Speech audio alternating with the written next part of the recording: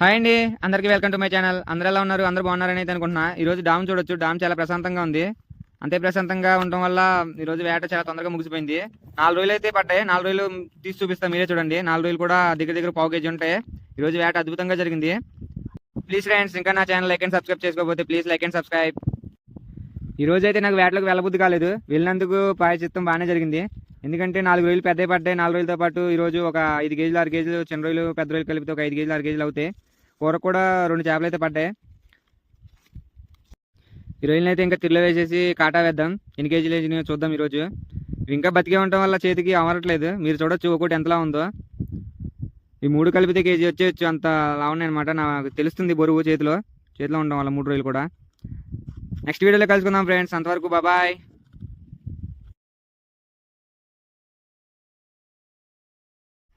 Hi అండి. అందరికీ welcome to my channel. అందరూ ఎలా ఉన్నారు?